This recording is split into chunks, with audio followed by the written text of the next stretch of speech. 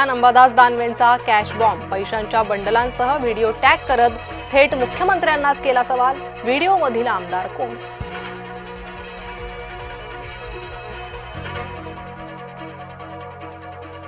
दानवेंनी टाकलेल्या कॅश बॉम्बला आमदार महेंद्र दळवींनी टोलावलं. दानवेंचा दावा खोडून काढत थेट सभागृहात उत्तर देणार. जय महाराष्ट्रशी बोलताना दळवींनी केलं स्पष्ट.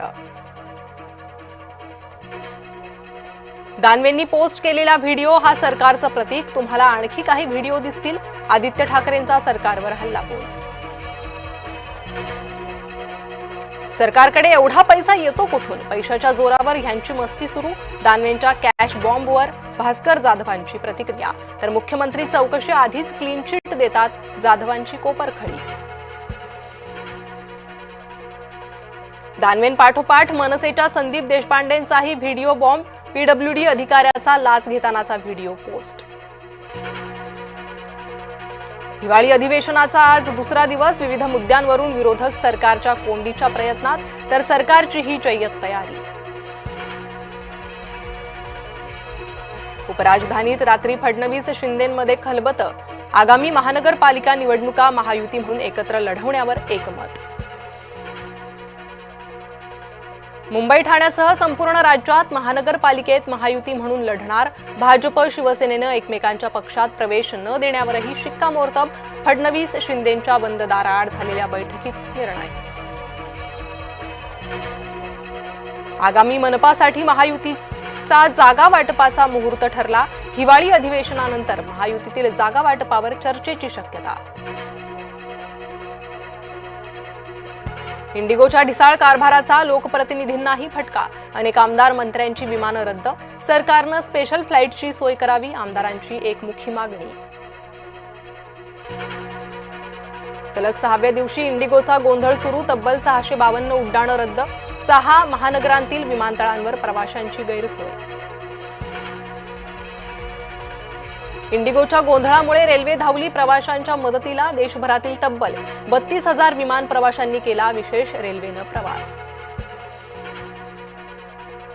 सलग 5 दिवसांपासून इंडिगोचा गोंधळ सुरूच. आज दुपारी 12 वाजता संसदेत उड्डाण मंत्री निवेदन सादर करण्याची शक्यता.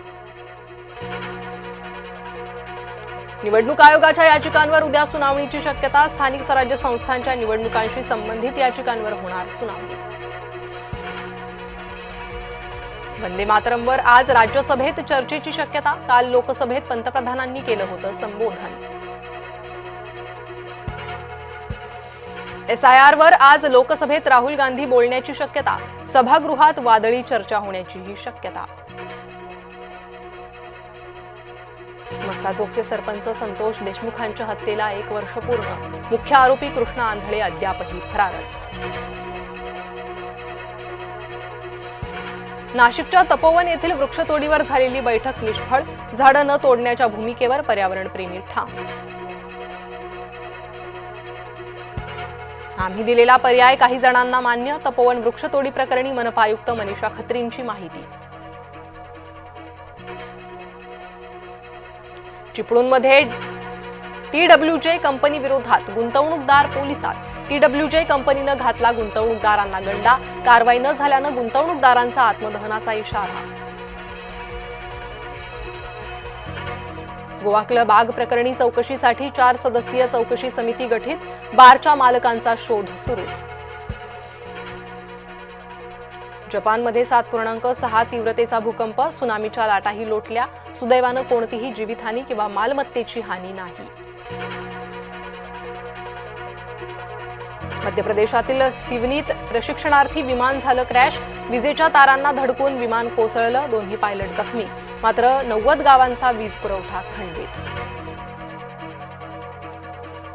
ज्येष्ठ समाजसेवक बाबा आढाव यांचं दीर्घ आजारानं निधन. वयाच्या 96व्या वर्षी घेतला अखेरचा श्वास.